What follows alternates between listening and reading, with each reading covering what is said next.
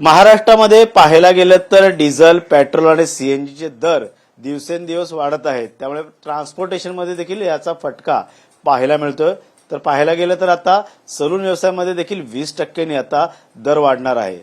आपण सध्या ठाण्यातील अशाच एका सलूनमध्ये आहोत आणि या ठिकाणी पाहिलं तर जे केस कापायला, या दाढी करायला, तसेच फेस मसाज असेल, हेअर मसाज असेल, या हेअर डाय साठी जे दर होते ते देखील येणाऱ्या काळात आता वाढणार आहे.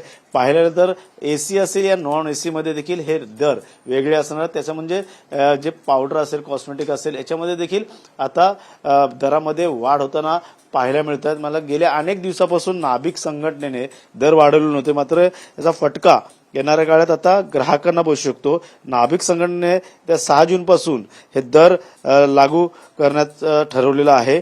पाहायला गेलं तर नक्कीच या ठिकाणी सलून व्यवसायिक जे आहेत ते मालक आहेत, या ग्राहक देखील, त्यांच्याशी आपण बातचीत करणार आहोत.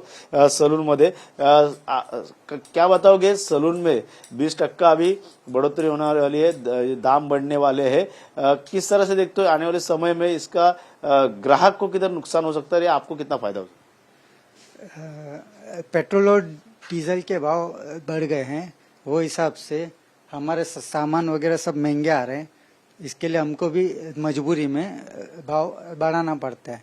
अभी नावी संगठन ने बोला है कि भाव बढ़ाने वाले 20%, लेकिन कुछ ठिकाने बढ़ेंगे, कुछ ठिकाने नहीं भी बढ़ सकते हैं.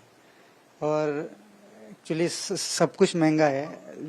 लाइट बिल, रेंट, आदमी लोग को पगार देना, सबको परवड़ना मांगता है. इसके लिए कुछ ठिकाने बढ़ने की आवश्यकता है, कुछ ठिकाने नहीं भी बढ़ सकते. फिलहाल जो है केस कटिंग का, जो है हेयर कटिंग का कितना लेते हैं, मसाज का कितना लेते हैं, हेयर मसाज का, उसके बाद जो हेयर कलर्स है उसका कितना लेते हैं, किस तरह से रेट है अभी फिलहाल के?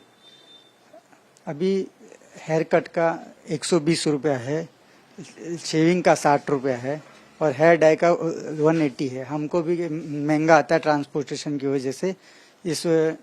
इस वजह से हमको भी अगर महंगा आएगा प्रोडक्ट तो हमको भी थोड़ा भाव बढ़ाना पड़ेगा.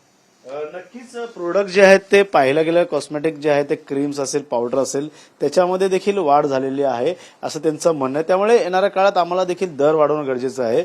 पेट्रोल आणि डिझेलचे भाव जे ते दिवसेंदिवस वाढत चाललेले आहे. काय सांगाल, एकंदरीत त्यांच्याकडनं जाणून घेतलंय की जे सलूनचे रेट आहे ते येणाऱ्या काळात 20% वाढणार आहे, आजपासून लागू होणार आहे.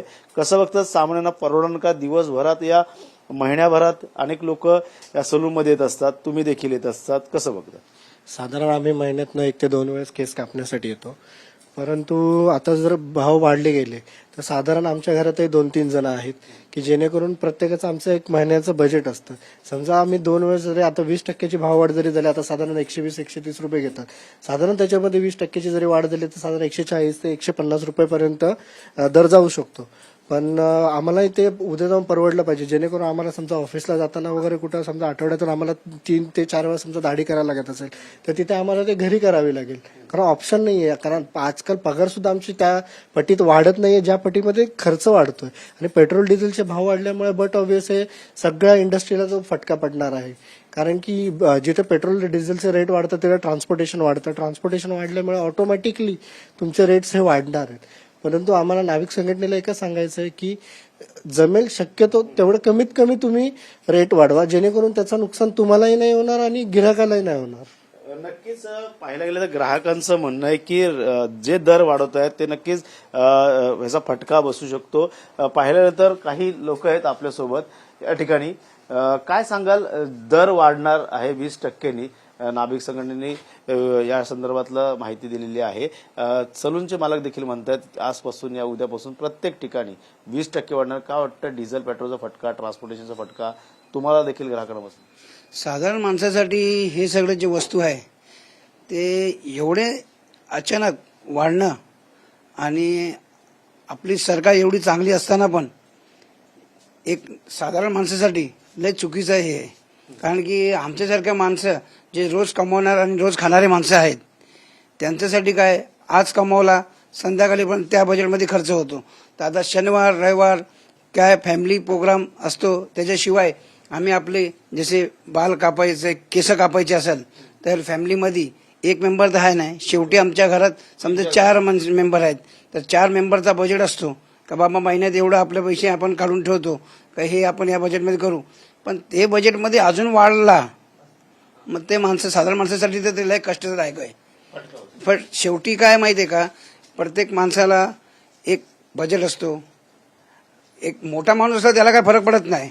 हा, जर वाढले ते 20%, ते कुठेतरी व्यवस्थित असावं असं तुमचं हा, एक नियमाप्रमाणे असले तर बरं आहे. नियमाचे जास्त झालं तर मग साधारण माणसासाठी ते लय चुकीचं काम आहे.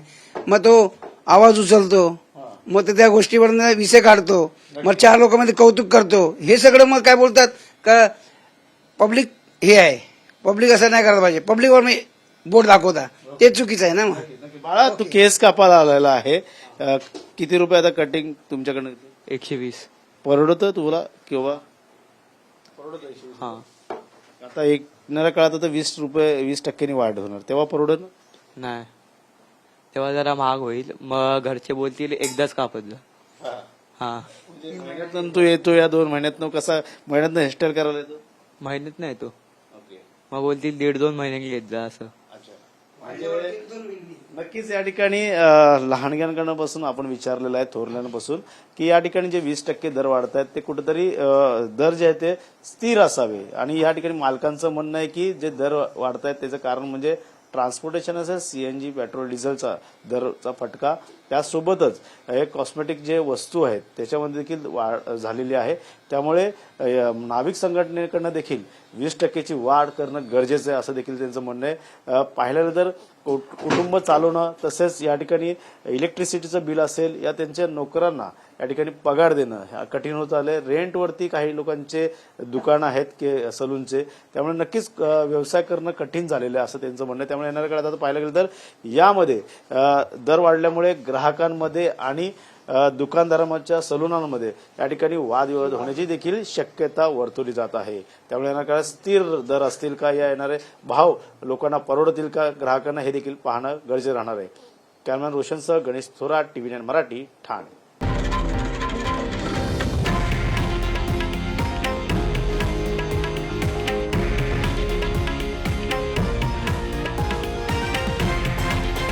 हे आहे देशातील नंबर 1 न्यूज नेटवर्क आणि आपण पाहत आहात TV9 मराठी, एकमेव.